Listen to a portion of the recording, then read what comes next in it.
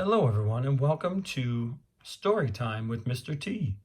Mars Needs Moms by Berkeley Breathed.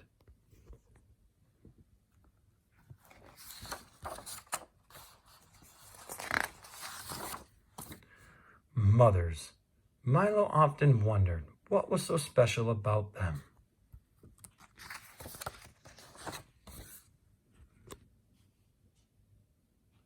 Anyone could see that they were giant, summer-stealing, child-working, perfumey garden goblins. There was hardly much special about that.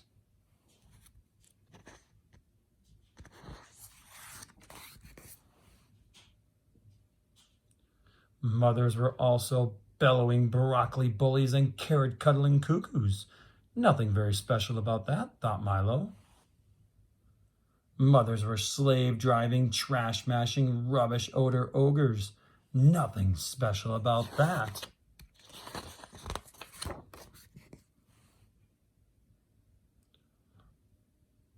And mothers were thundering, humorless tyrants.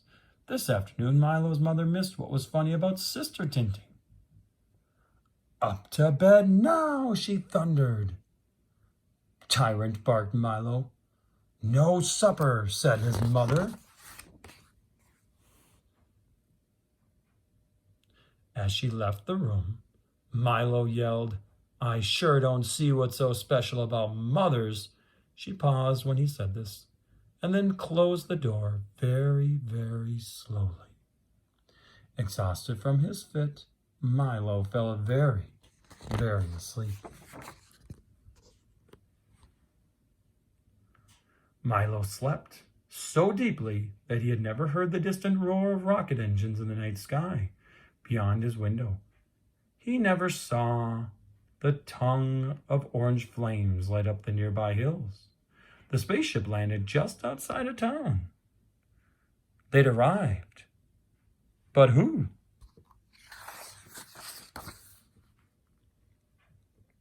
Martian raiders. Worse.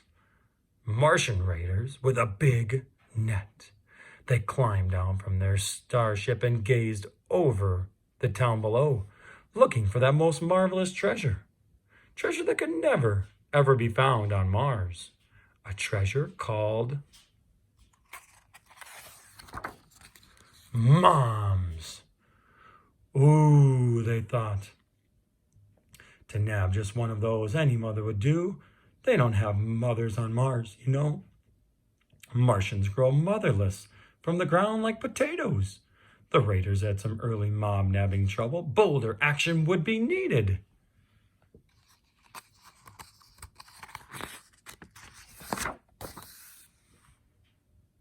Milo awoke to strange sounds down the hall. He peeked around the door to see his mother being carried past the bathroom by 3 Martians the color of jelly beans. That, he thought, is something you don't see every day.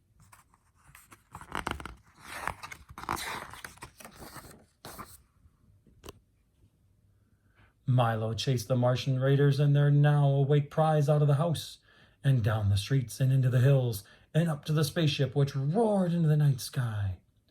Milo suddenly wondered why he would want to be dangling miles above Earth, chasing his carrot-cuddling mother. He decided to figure it out later.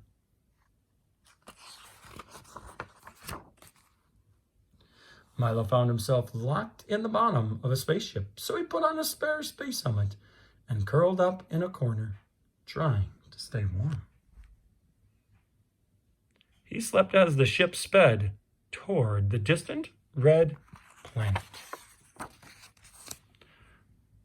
Milo awoke to find the ship still and quiet. The door was open, and suddenly he knew why Mars so badly wanted mothers.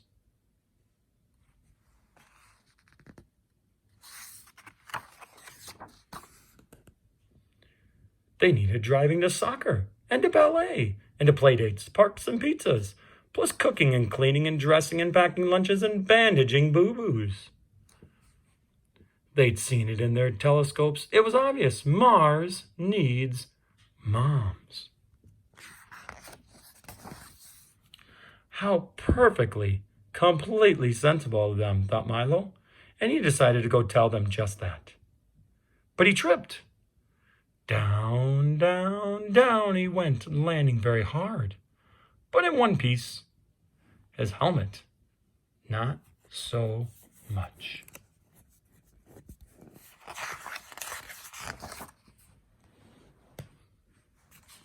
Milo gasped and choked. As anyone knows, breathing Martian air is like breathing mustard. He sucked it in and instantly grew weak and dizzy, and things began to go dark. Milo was fading. He barely sensed someone approaching. And he barely sensed the gentle hands place their own helmet over his. Milo opened his eyes, and for the first time he saw neither a broccoli bully nor a slave-driving ogre.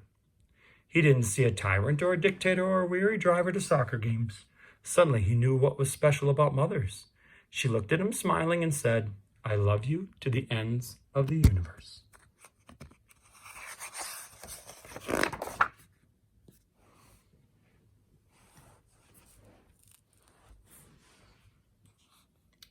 And then she breathed in